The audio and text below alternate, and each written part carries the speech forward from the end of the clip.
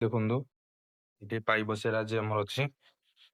ଆଉ ଦେଖନ୍ତୁ ଏହା ସବୁ ଖୋଳା ହେଇଯାଇଛି, ସବୁ ହୋଲ କରାହେଇଛି। ଦେଖନ୍ତୁ ଖାଇବା ଏମିତି କିଛି ଅଛି। ଆମର ଏବେ ରୋଷେଇ ଚାଲିଛି, ଦେଖନ୍ତୁ ଚିକେନ ରୋଷେଇ ଚାଲିଛି। ଚିକେନ ତ ଆଡେ ଟିକେ ଡିଶଟା ଟିକେ ଆଡେ ଚିକେନ ରୋଷେଇ ଚାଲିଛି ଆମର। ଚିକେନ ଟା ରୋଷେଇ ହଉଛି।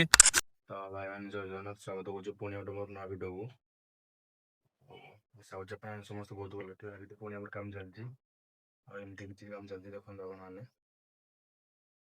ତ ଭାଇମାନେ ଆଜି ଆମର ପାଇପ ବସିବାର ଅଛି। ଦେଖନ୍ତୁ ଏଠି ପାଇପ ବସିବାର ଆଜି ଆମର ଅଛି।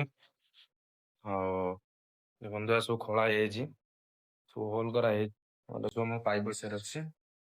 ଏଇନା କାମ ଷ୍ଟାର୍ଟ ହେଇଯିବ, ସକାଳ ହେଲାଣି। ଆପଣ ଭିଡ଼ିଓରେ ରୁହନ୍ତୁ, ଭିଡ଼ିଓଟା କ'ଣ କେମିତି ଲାଗୁଛି ଆପଣ ନିହାତି ଭାବେ ଜଣେଇବେ। ଆଇଟମ୍ ସପୋର୍ଟ ମୋତେ କରନ୍ତୁ।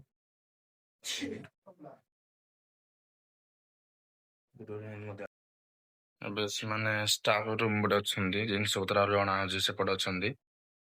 ସେମାନେ ଆସିଲେ ଆମର କାମ ଷ୍ଟାର୍ଟ ହବ। କାମ ଦେଖନ୍ତୁ ସେମାନେ ଭିଡ଼ିଓ ରୁହନ୍ତି, କ'ଣ କେମିତି କାମ ହେଉଛି, କ'ଣ କେମିତି ଭିଡ଼ିଓଟା ଲାଗୁଛି ଆପଣ ନିହାତି ଭାବେ ଜଣେଇବେ।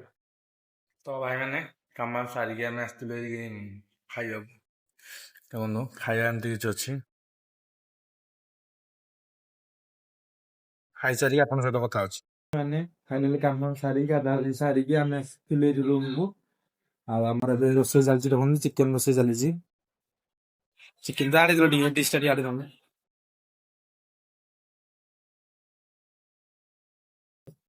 ଚିକେନ ରୋଷେଇ ଚାଲିଛି ଆମର।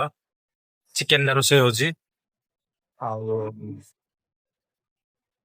ଚିକେନ ରୋଷେଇ ସାରିକି ଆମେ ଖିଆ ପିଆ ହେଇକି ଶୁଆ ହବ। ସେମାନେ ଭିଡ଼ିଓ ରୁହନ୍ତୁ, ଭିଡ଼ିଓଟା ଆପଣଙ୍କୁ ଭଲ ଲାଗେ ତାହେଲେ ନିହାତି ଭାବେ ଜଣେଇବେ।